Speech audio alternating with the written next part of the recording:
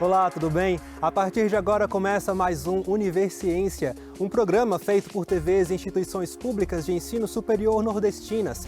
Aqui a gente mostra a importância das produções científicas do Nordeste e como elas têm transformado a vida das pessoas. Vamos ver agora quais pesquisas iremos conhecer no programa de hoje.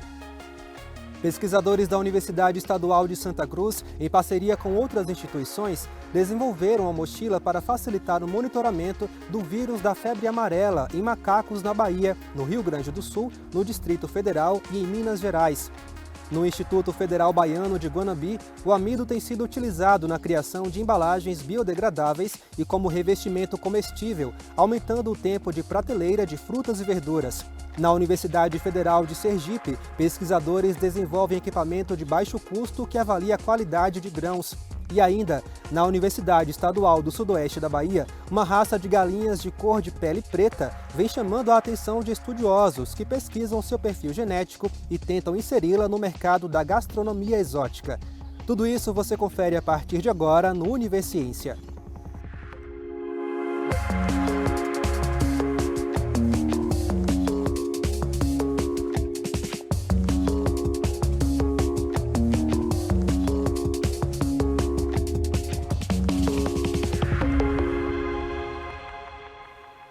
A febre amarela é uma doença que se mantém no ambiente em um ciclo silvestre e é transmitida por mosquitos. Ao ser picado, o macaco adquire o vírus, mas não transmite a doença à espécie humana.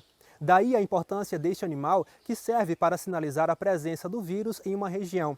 A fim de coletar o sangue dos bichos, pesquisadores da Universidade Estadual de Santa Cruz, em Ilhéus, desenvolveram uma mochila que facilita a sedação do animal e possibilita a avaliação sem precisar retirar o macaco do seu habitat. Vamos conhecer agora a VetBag e como ela tem ajudado no controle da febre amarela em vários estados do país.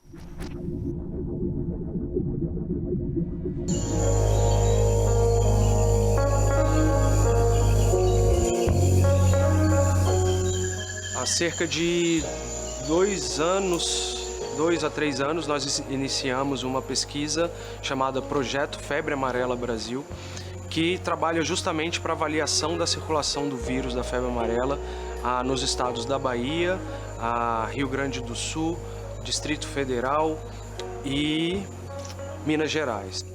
E o objetivo principal do projeto é colaborar e fortalecer a vigilância do vírus da febre amarela, detectando então a circulação do vírus tão logo ela ocorra. E dentro desse projeto é necessário a captura de algumas espécies de primatas, justamente para saber se aqueles animais já tiveram contato com o vírus da febre amarela. Numa situação de captura de animais de vida livre, a gente precisa daquele animal 100% sedado, parado, para a gente coletar as informações necessárias para o projeto. Uma intervenção é feita no animal que vai utilizar algum anestésico. Bom, então a VetBag ela foi criada justamente por uma necessidade de ir para campo e utilizar esse recurso da anestesia inalatória de maneira mais prática possível. Ela foi desenvolvida justamente para a gente poder utilizar esse modelo de anestesia fora de clínicas, fora de hospital, né? Então a ideia foi criar um modelo prático, que seja seguro e de fácil locomoção. E é isso que a VetBag faz. Então ela pegou uma estrutura com cilindros, tubulações, que você usa numa sala de cirurgia, e no nosso caso a gente precisa fazer a coleta de animais silvestres, né? A gente faz a coleta de pelo, coleta de fezes, coleta de sangue. Dessa forma, o projeto ele conseguiu identificar a introdução do vírus no Rio Grande do Sul no final de 2020, início de 2021, e também detectou a presença do vírus no norte de Minas Gerais, em meados de 2021. No último boletim, a gente percebeu que teve a circulação do vírus da febre amarela em Minas Gerais, em uma região específica de Minas Gerais. Então, é por isso que o projeto existe, para poder preparar já para aquela região todo o protocolo de prevenção e controle da doença para que não aconteça nenhum surto a nível brasileiro. Porque hoje a gente tem a erradicação da doença urbana, mas a gente tem medo de que a doença de forma silvestre, que ela, em ambientes que nós ainda não estamos, venha para o ambiente urbano e se disperse. E a febre amarela é uma doença que ela não tem cura. Embora ela tenha vacina, ela não tem cura. E a taxa de letalidade é em torno de 50%. Então é uma doença muito grave, né? A taxa de vacinação, infelizmente, né, ela está abaixo do ideal. Então a gente tem muitas pessoas não vacinadas para a febre amarela. E aí o risco é isso, né? É você ter a circulação do vírus, né? E aí nesse sentido os primatas não humanos, eles são muito importantes porque eles funcionam como sentinela. Esses animais, eles permitem que nós possamos avaliar se o vírus está circulante ou não em alguma região. Então por isso é tão importante o acesso a esses animais e saber se eles estão saudáveis ou não. Então lembre-se que o macaco não tem culpa, ou qualquer animal que estiver doente, ele não tem culpa daquela doença, né? Pelo contrário, nós estamos invadindo os espaços dele. A gente fala de pesquisa com animais, a gente fala de atuar na conservação de espécies, a gente fala na saúde pública, porque, como eu já disse, esses animais podem ser dispersores de doença, podem ser reservatórios. Então, a gente entendendo essa relação, a gente consegue construir uma base aí de saúde única que envolve o meio ambiente, os humanos e os animais como um só.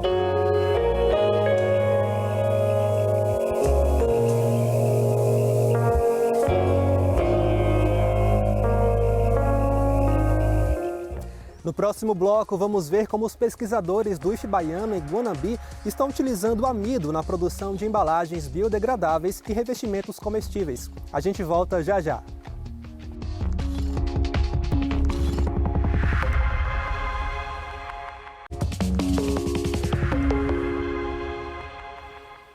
Embalagens plásticas podem durar até 100 anos no meio ambiente, um problema difícil de ser solucionado e que preocupa ambientalistas em todo o mundo. Mas no Instituto Federal Baiano de Guanambi, pesquisadores desenvolveram uma embalagem à base de amido, que dura apenas 100 dias para ser degradada. E essa mesma base também tem sido usada para revestir frutas e verduras, aumentando o tempo de prateleira desses alimentos tão perecíveis, o que pode diminuir as perdas da produção agrícola. Vamos acompanhar. Eu quis trazer para o nosso campus, para o IF Baiano Campus Guanambi, essa linha de pesquisa, que não era uma linha de pesquisa tão trabalhada, tão pesquisada. Então, a partir de 2017, 2018, eu venho desenvolvendo pesquisas nessa área. Então, a gente tem um projeto macro, tá? Esse projeto macro é o desenvolvimento de filmes biodegradáveis a partir de amido, a partir de proteínas, polissacarídeos que a gente conhece normalmente. E aí, nisso, eu destrinchei esse projeto. E aí a gente desenvolveu, aprovou vários projetos de pesquisa com publicações científicas, através de outras fontes, de amido e também outras perspectivas, como, por exemplo, a introdução de agentes naturais. Então, é desenvolver um filme biodegradável com um indicador de embalagem ativa, por exemplo. O que é isso? É quando você embala um alimento e aí essa embalagem tem a capacidade de interagir com o alimento, evitando, por exemplo, a oxidação lipídica. Então, a gente já vem também trabalhando com essa fonte, com esses agentes naturais. E agora com outras perspectivas, outras fontes de amido alternativo, amido de xixá, Ora pronobis, que é uma planta alimentícia não convencional, tentando também testar ela como agente ativo, entre outras coisas. Quando a gente vai estudar, vai ler qualquer revisão de literatura que trata da produção de filmes biodegradáveis, o que a gente vê basicamente na primeira introdução de qualquer artigo científico, qualquer capítulo de livro, é o impacto ambiental gerado ao longo dos anos pelos plásticos convencionais, que o termo que a gente utiliza é esse. Quais são os plásticos convencionais? Oriundos de petróleo.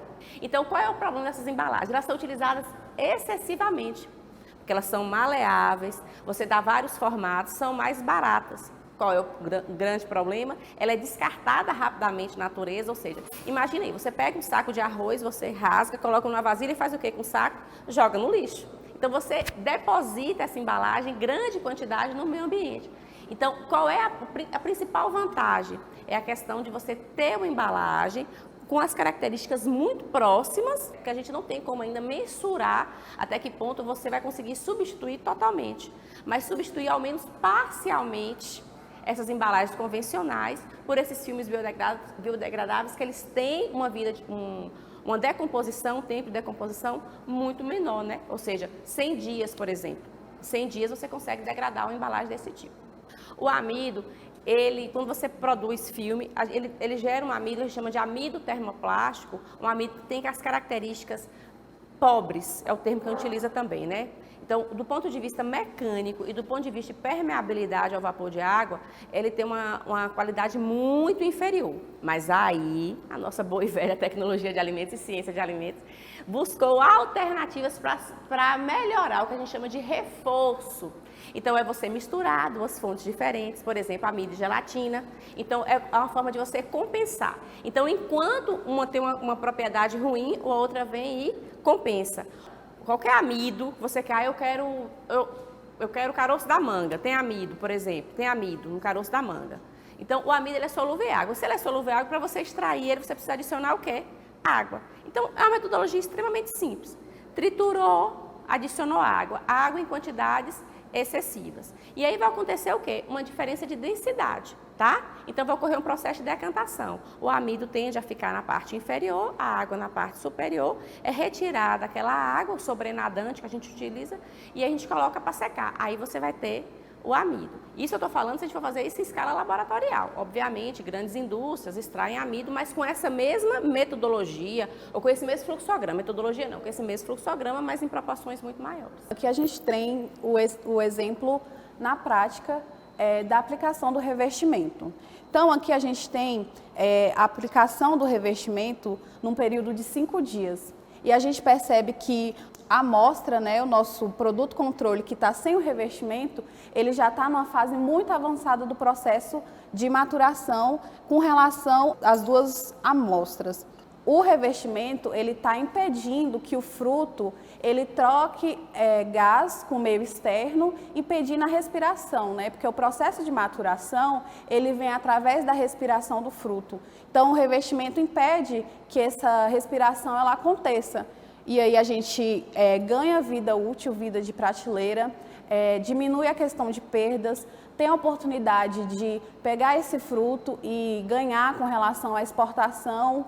Então aqui eu tenho total controle para poder utilizar o revestimento até o momento em que eu quero que a maturação volte a acontecer.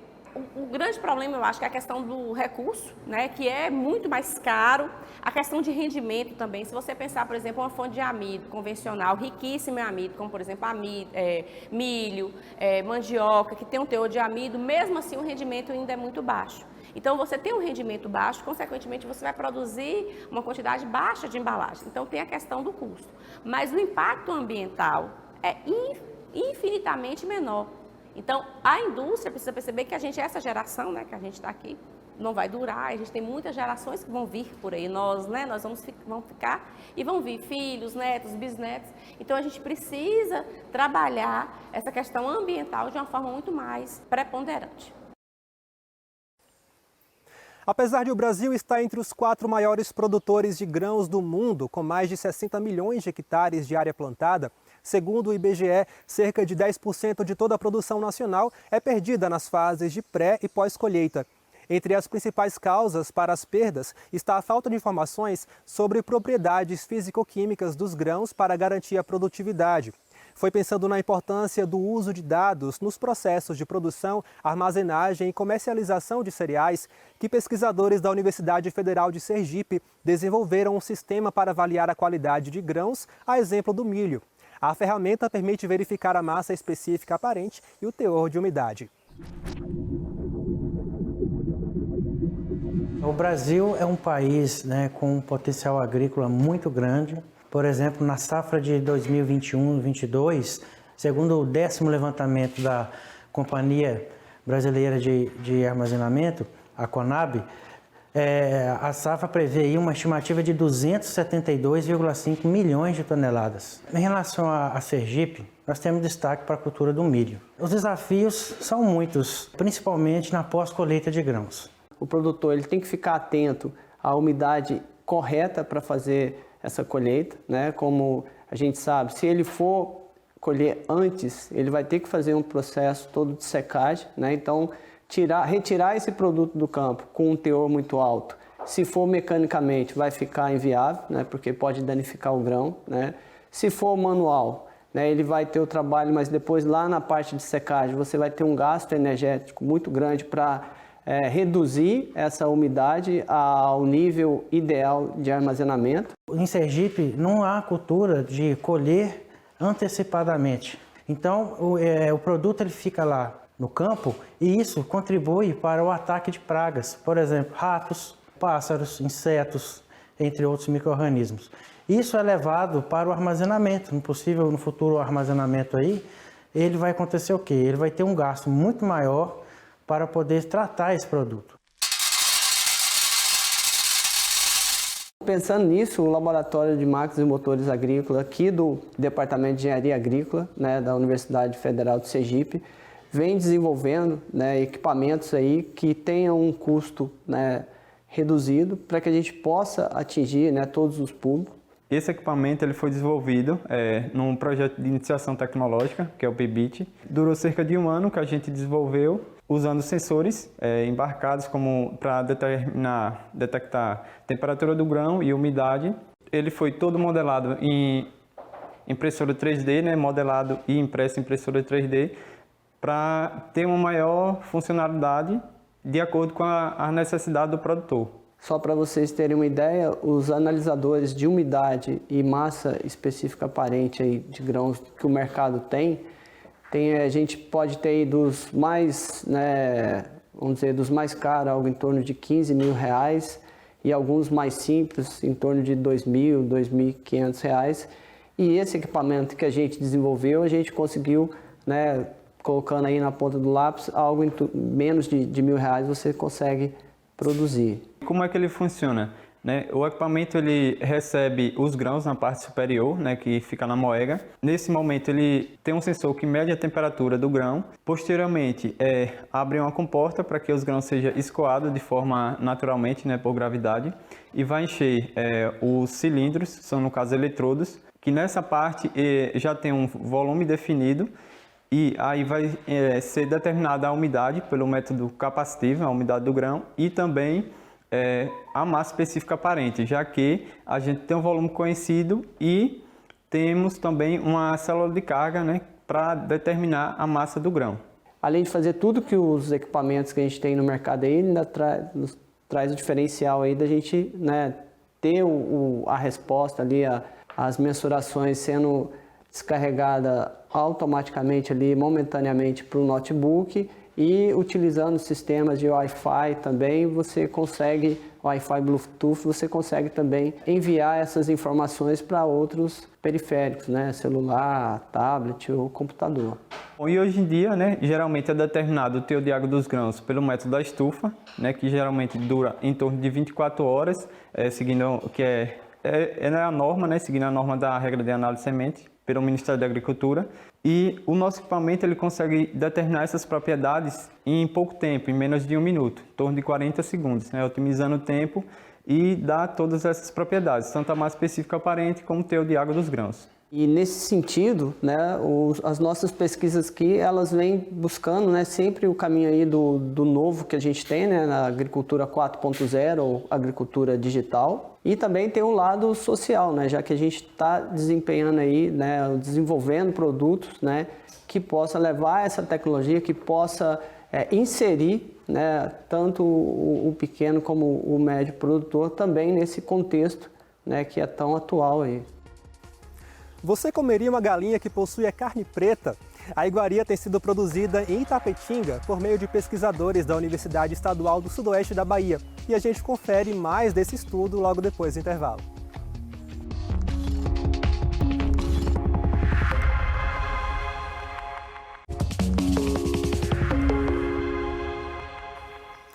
Um frango que pode custar até R$600 em restaurantes mais requintados. Achou caro?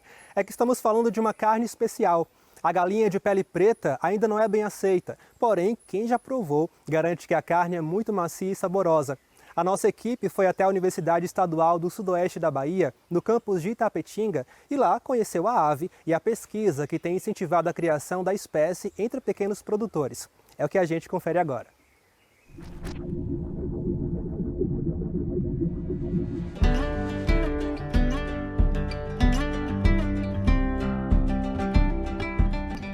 na avicultura aqui da UESB, nós trabalhamos com recursos genéticos. Então nós temos várias raças, todas retiradas dos quintais da região. Sudoeste, Extremo Sul, Chapada Diamantina e Sul da Bahia. Por quê? Esses quintais já têm uma tradição secular de criar aves. Só que a riqueza genética é tão grande desse material que a gente desconhece. E aqui a gente tenta resgatar, conhecer todo esse material que eles têm. E aí, surpreendentemente, num plantel aleatório que a gente tinha, começou a aparecer aves de carne negra, que não é algo tão estranho nos quintais baianos. E a gente conversando, as pessoas dizem, já nasceu no meu quintal, mas eu matei logo. Não tem nada de diferente a não ser a carne negra, que é um pigmento chamado fibromelanose, oriundo de raças asiáticas. E aqui a gente conseguiu selecionar esse material e hoje a gente tem um plantel de uma ave que é excelente de postura. Fenotipicamente o aspecto dela é muito atraente, ela é bonitinha, tem uma peruquinha na cabeça, mas o mais interessante é que todas as vísceras e a pele e a carne é negra ou enegrecida. É um valor exótico para alguém que quer consumir um produto diferenciado. Ele pode ser um produto que o produtor, o sitiante, tenha para vender para um restaurante que querem carnes mais exóticas, com características diferenciadas e, portanto, possa agregar um valor maior para esse produto. E aí a gente não quis perder aqui essa genética dessa variação e a gente tem, e o resultado é extremamente positivo. Essa raça nós chamamos de carne negra como forma de identificação desse material genético. Nós estamos fazendo um trabalho agora com análise sensorial, que é fazer com que as pessoas experimentem. Além disso, nós distribuímos já essas aves para alguns chefes de cozinha para que eles pudessem trabalhar e nos dar uma resposta positiva. E isso já aconteceu. O outro, que faz parte da pesquisa, nós distribuímos 85 aves para cada pessoa e ele responde no questionário via Google para a gente a forma como ele faz em casa. 80% foi positivo. Tem uma questão cultural que a pessoa não visualiza de forma ainda positiva uma galinha que você abre e ela é toda enegrecida. Porque não é vermelha, ela é negra. As vísceras são negras. Coração, pulmão, fígado, é muito estranho. É uma coisa diferente. Então, algumas pessoas, quando visualizam, logo associam ao urubu. Nossa, isso não é galinha, isso é bobagem. É apenas um pigmento. O sabor é o mesmo de uma galinha caipira. A aceitação vai depender da forma que a pessoa faça em casa, no tempero que ela está acostumada a fazer. A diferença é só a cor. Algumas pessoas receberam essas aves, alguns chefes de cozinha, e ficaram extremamente interessados em trabalhar com esse produto, assim como alguns risotes também já deram um resultado positivo nisso. Agora é a gente poder corrigir algumas coisas que precisa na caracterização genética desse material e já colocar a mão do produtor, como a gente já faz com as outras raças aqui. É uma ave mais resistente, você vê que nós estamos aqui hoje a 39 graus, elas estão ali comendo, bebendo, tranquila. Tem essa resistência, isso é positivo. Mas o restante é igual a qualquer outra galinha tipo caipira. Não tem diferença nenhuma. Absoluta. E são muito boas poedeiras. Hoje, esse material nosso, considerando uma raça tipo caipira, elas têm uma capacidade de 180 a 200 ovos ano. O franguinho pode ser abatido entre 70 e 80 dias, próximo a 2 quilos. Ela é um pouco menor do que o material caipira para corte. E isso é interessante para atender a demanda que a gente pretende dos restaurantes em colocar à disposição um frango para que a pessoa possa chegar lá, 1 a 2 pessoas comer um produto diferenciado com esse valor chamado exótico. O pequeno produtor é muito interessante porque ele tem à disposição material genético regionalizado e que ele vai usar as práticas que ele já conhece na produção de aves, sendo que essa ave pode ter um valor agregado muito superior em relação às outras, porque ela traz essa característica que agrega valor ao mercado, que vai consumi-la. Então ele pode ter um rendimento bem satisfatório, bem maior. E as nossas aves, todas elas tiveram várias origens, Península Ibérica, África e Ásia durante o processo de colonização. O material que nós temos de um modo geral, oriundo de fora. No século XX se importou muita raça no Brasil. Então, o que potencializa nos nossos quintais hoje é o resultado disso. Então, são aves brasileiras, aves adaptadas às nossas condições edafoclimáticas e com um potencial muito interessante. Qualquer uma das pessoas que tem interesse em produzir o nosso material genético, a gente já trabalha no Quilombo, em Ribeirão do Largo. Nós já temos vários quintais produtivos em toda a região do Sudoeste, de Bom Jesus da Lapa até a região sul, até Ilhéus, tudo oriundo já desse material que a gente desenvolve aqui na UESB. Basta a pessoa entrar em contato com a gente, vem fazer uma visita, a gente conversa para saber realmente qual é o interesse dela. E a universidade serve para isso, está de portas abertas para colocar esse material à disposição do produtor. E a universidade precisa estar inserida na sua região. E a UESB eu acho que faz isso com bastante clareza.